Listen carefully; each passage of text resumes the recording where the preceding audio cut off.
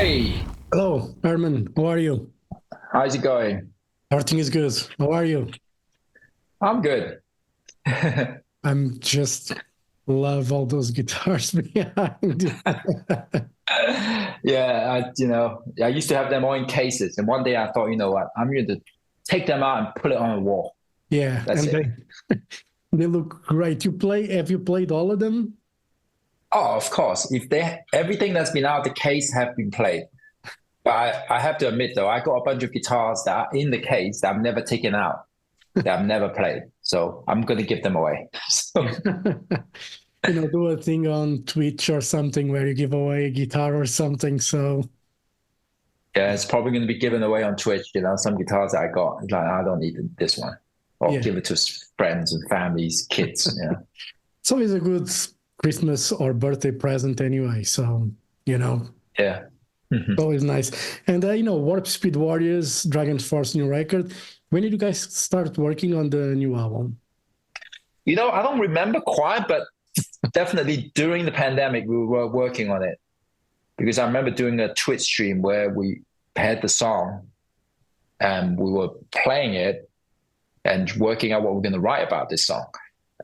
Funny enough, one fan digged it up off the internet when we released that song. It's like, oh, they did it on Twitch, already played the whole song in the demo stage. I didn't even remember.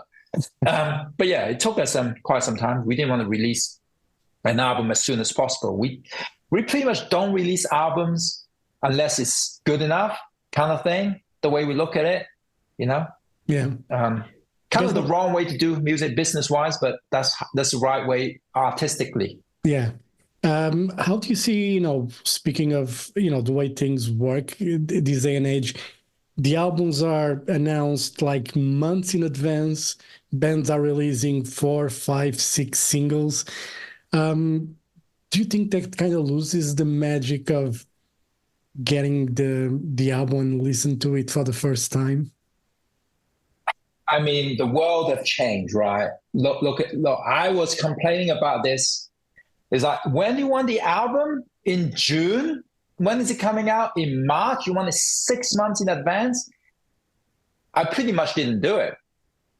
I said, you get the album. You set the release date. I'll give it to you at least 3 months before or something like that, um, for all this promotion. And, funny enough, and they complain people don't buy albums these days. So, Yeah. and then you got to do that. And obviously, this is our biggest album campaign we ever done. We doing so many music videos, um, and high, big production videos. So we just came off our most successful US tour. So what am I getting to is it's a lot of work now to make an album. Yeah. But you know what? It's not a hard job. It's fun. It's still fun. It's just stressful because you're having fun, but you want something to be good and they take it away from you. There's a time limit of how long you get to mess around with. So I was so stressed when trying to release that. Well, actually, every single video, I was super stressed. I'm down to the wire on every single video that goes out on YouTube. Yeah. So on the one that came out today, Astro Warrior Anthem, we finished the edits. I finished the whole process of editing everything about. I think I set the alarm clock for 3 a.m. to wake up when they finished exporting, and then I have to drive to the bass player's house because she has super fast internet to upload this 8K video, which is about 100 gigabyte, you know? And then I got home at 6:30 so a.m. and then I got pressed at night. So it's like, yeah. But yeah, it's stressful. Even doing that from Doomsday Party, the first video we released, just planning everything, wardrobe, everything. And since we do a lot of stuff ourselves, it's stressful, even though it's fun. Yeah. Double-edged sword. Yeah. And do you guys don't like to take the time to write the songs? One of the surprises for me, it's Space Marine Corp on this record. It's a bit different from what Dragon Force normally makes, but it's a very fun song. What was the idea behind it? Kind of a tongue-in-cheek look and a presentation of the Space Marines Warhammer 40,000. It's a little bit like written in a way like you're writing a song for Starship Troopers, if people know of that movie. Yeah. You know, we wrote a song actually about Starship Trooper, the last album. You know, it's a bit like similar style to Trooper of the Stars in previous album, but you know, we taken it to another level and improved it upon it. So yeah, you know, I guess we're just showing that we're a bunch of nerds and showing what you like. We're kind of we're like opening up ourselves and showing what we like in real life and what Dragonforce members and what we're about. So it's in a way, it's a much more personal album compared to before, because you get even more of what we like in it, like along with the power of the Triforce, you know, call us nerds, we are guilty. Yeah. Yeah. Do you feel more comfortable now, you know, showing, you know, as you were saying, what you really like, what you enjoy? You feel like it's okay now to show that side of the band? You know, it took a long time. To be honest, me personally, maybe people won't believe me, I'm kind of a shy person. I don't want to be center of attention in a party. I'm just get along my own way. I don't go around shouting around. So in a way, I think now we're more confident to show. Before we're much more protective. We don't want people to know what we're doing, what we say. I guess social media, you know, we weren't very active in social media either before. You know, I didn't even do Instagram until really from 2018. Yeah. When I thought, you know what, fuck it. You know, hate me, love me, I don't care. I'm just gonna do my thing. I started doing Twitch and doing the YouTube thing. So I guess that helped us open up. It kind of beat us up and open us up, instead of being too much of a boomer and say, I don't want anyone to know anything about me. I'm super secretive. I'm really shy. Yeah. You're not sleep token in that sense. You know, I'm not going sleep token level, but I'm sure those, you know, those musicians, sleep token, whoever the boss is thinking about this, they're very smart. They're very smart, much smarter than me, you know. When we started, we just want to go out and play and have a party. We did not ever think about promoting and marketing anything in the band. You know, it's just like, what is there to talk about? That would be boring if you think about marketing and music all the time. I just want to play metal and have fun and have a good time. Yeah. You know, now you are if you're making music, you are fucking stuck. Yeah. You have to think all those things because it's all DIY. You got to start. Labels will not sign you unless you know how to DIY and make your product some kind of theme, some kind of gimmick, something people gonna, you know, gravitate towards beyond the music. So you got to do both. You got to be marketing and musician now. Yeah. And then, you know, using the social media, you know, obviously as a tool to promote the band and to promote yourself in the sense. How did you feel about that world? Because it can be very cruel. People are, you know, mean and, you know, they think they can say whatever the fuck they want. And they, you know, it's the internet. It's how do you see all when, you know, people are bitches, you know? Hello, I remember when our third album came out, in Human Rampage, when we used to run our own forum, PHPBB forum on dragonforce.com for the nerds. In case you don't know, I'm a nerd. I'm just, you know, I'm confirming. I ran those. I set up all those stuff. The website. People were complaining on our own forum about how much they hate the Inhuman Rampage album. That is terrible. It's full of video game noises. It sucks. This is the worst Dragonforce album after they heard Sonic Firestorm. You know, because it was different. It was what it was. It was our evolution, and people fucking hated us. And if you go back to 2006. On Wikipedia and look at Herman Li, the amount of insults on that was like, wow, I couldn't even think of that for the worst enemy. Yeah. So I'm so used to it. It doesn't really matter to me because if we cared, we wouldn't have Dragonforce. Because when we first started, this style of music, especially metal in England, is so dead. People were just making fun of us, playing guitar solos. Even playing guitar solos was like, you're a loser. You know, people say, why are you doing that? That's so lame. Now you're either going to do what you want to do or you're going to just fold and just be part of what everyone else is doing, you know? And it's okay to listen to other music, but you always put a little your own touch, you know, if you're going to create. Yeah. Yeah, but if you're making music thinking of other people, you won't enjoy what you're doing because first of all, you won't please everyone for a start, and if you're not pleasing yourself, what is the point? Yeah, I remember. I still remember this. I saw this on TV. Joe Satriani. They asked him, and they said, "You cannot make music for an imaginary people Yeah, because you gotta make it for yourself. Because if these imaginary people don't like it, then you're left with nothing. yeah, So, um, so we don't make it for anyone else. Anything we do, from the stage prop, the stage show, the album cover, we make it because we think it looks cool. It's yeah, not for anyone else. Yeah." yeah. And when it comes to your guitar approach, I'm always very curious when it comes to the solo part. Do you like to map out what you're going to, what you're going to play on the solo, or is pretty much improv and it stays like that? And then when it comes time to play the songs live, you have to learn all that stuff again. How does it work with you? Yeah, it's all improv. It's I like the spontaneousness of like something magical that you didn't think about. It just pops up from the moment. So I actually, on this album, I had my computer with a little camera, OBS on. So when I get a part, I record it and I play it back straight away in case I can't learn it back again, listening to it, in case I just cannot figure out what I did.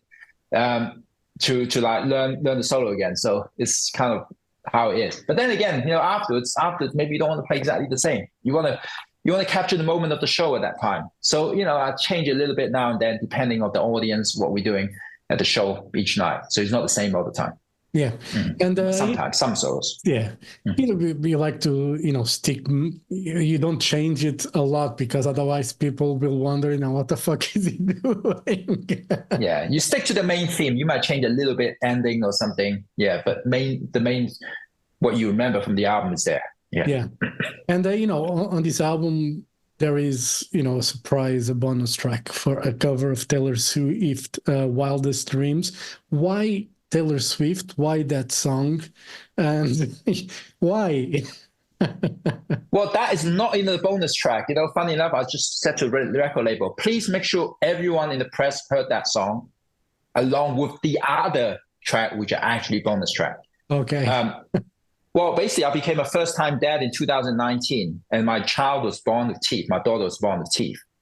And I don't know what, but she was crying for 6 months all the time. She just kept crying with no any reason, So, as first-time parent, you have no idea what you're doing. You're finding a way to make sure that child just calm down, and probably for their sake and your own, your own sanity, So music obviously was one of the way to do it. And Taylor Swift really resonated. It worked, It was calm, it was relaxing. And I really got into it. Yes. I really loved the 1989 album.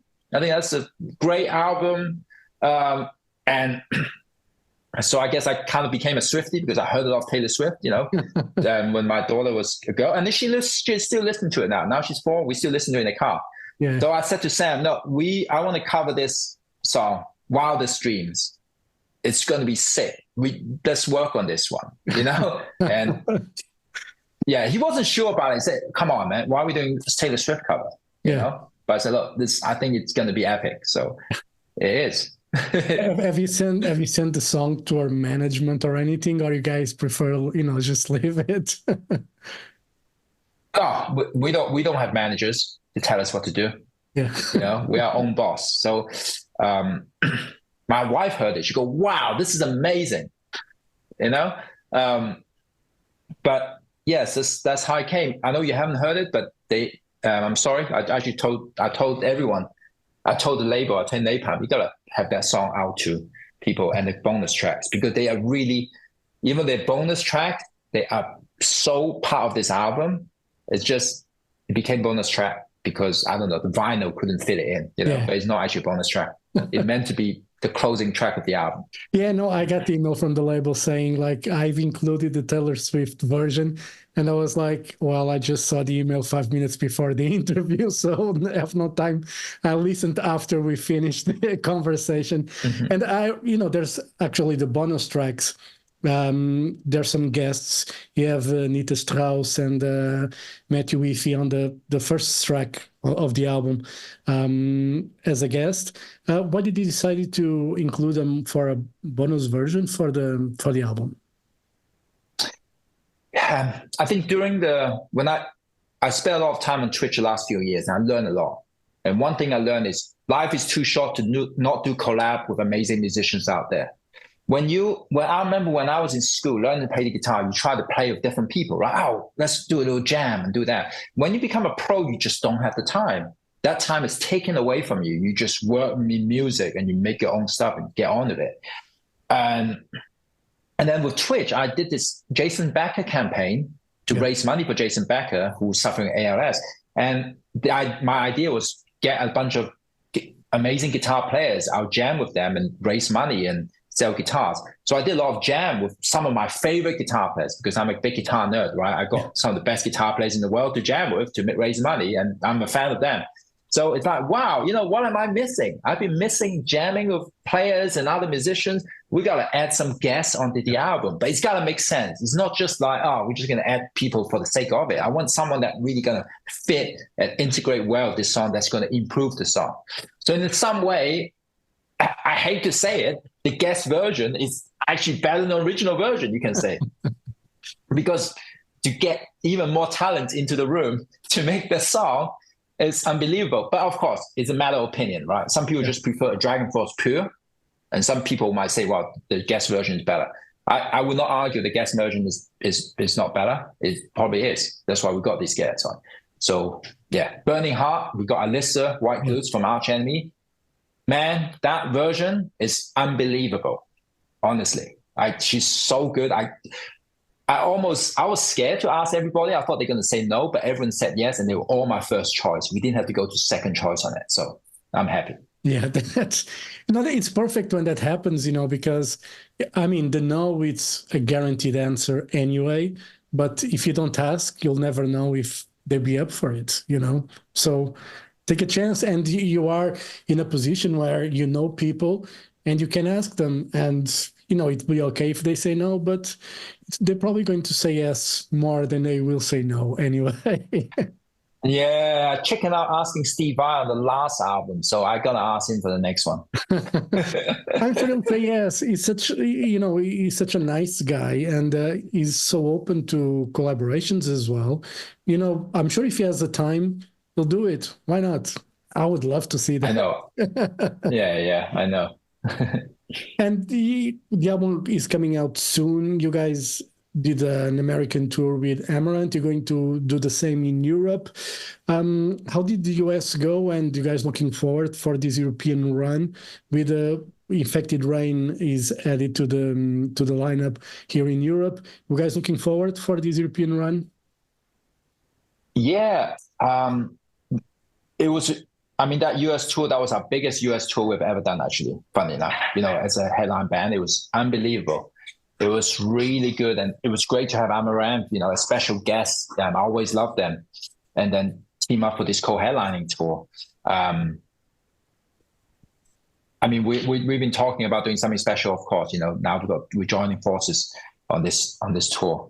Yeah, and Infected Rain, also a cool band. So it's lucky we get. So on this album, really everything has been going according to plan. Every time we ask for something, will you do it, please? And they all say yes. It's like, I was told by one of our agents that we have so little confidence in ourselves in some way sometimes that we're like scared to ask these things. But it's so I tell you, we're not a bunch of. It might appear to some fans that they think we might be arrogant and have a chip on our shoulder when we perform on stage because we're so active and crazy. But trust me, we are very humble and we don't think we're like, better than anyone else, Yeah. Does it surprise when everything goes according to plan? Do you feel like there's something, what's happening? Why is everything going so well? As a musician, I can tell you, most of the time things don't go well all the time. That's why you hear about crazy tour stories and something happened on tour, missing guitars and missing this, and tour bus happened, breakdown. But so far it's been good. So we're lucky. It's been good. The music video, everything, they all turned out really good. Yeah. And video games, obviously, it's a big part of what you guys enjoy in life. What was the last good game that you played that you were like, fuck yeah, this is awesome? What have I been playing? I've been playing a lot of Switch, funny enough. But I didn't get to finish it yet, but I was playing the Final Fantasy VII remake on the PlayStation. I didn't get to finish it. Now I'm thinking maybe I'm going to play on the PC, because now on PC I can bring a PC on tour much easier. And I just got to start again from the beginning, but I can handle it. I like that game too. Of course, some fans that have been to the show, they've seen us do a cover of Final Fantasy VII on stage on the previous tour. There's a bunch of games I'm looking forward to, so should be good. It's just like, I've always, every tour I bring a portable console, and almost every time I don't play it. It became weird. So I stopped bringing it then. I used to bring a PlayStation, Sony PlayStation Vita and all that stuff. And it's just in the bag you carry around the world, and nothing happens. I do Steam Deck. I do the same with the Switch. I bring it on holidays and then I don't find the time to play it, but it's there in the bag. Too tired to play it. Yeah. Yeah, I know. So I'm going to try to do it on this tour. Steam Deck it is. Yeah. And more sim racing. Actually, I was looking at the Steam Deck and I was very tempted in getting one. But then I was just thinking about the Switch as well. I was like, well, if I get a Steam Deck and I get games there, then I'll bring it on holidays, but I still won't have the time to play. So I know. I guess I will play on the tour bus. Something. I'll try. There's always people around. It's like you can't be antisocial playing by yourself. Yeah. And gotta play multiplayer games. Yeah. And for the European tour, are you streaming the live shows on your Twitch channel as well, like you did, a few tours ago as well? I don't know if that's possible. It's much harder in Europe because of the data plan, the internet data thing. And it's a lot of work to do a live stream. As people have seen, I have multiple cameras, right? Yeah. I don't want to do it half-hearted. I don't want to do one camera. I want to do multiple camera, automatic switching. For me, for my own, respect of the audience, I want things to look good. So it takes a long time to set up. So I'm going to try and see how I can get the system going in Europe. But I also decided that the show is the most important thing, the audience there live. I don't want them to think about if the stream is working or not. And on those tours, I'm always thinking, is the stream working? I hope it's working. Or I hope this camera is working. And then someone tell me, the data is a bit slow, and I'm like getting stressed about it,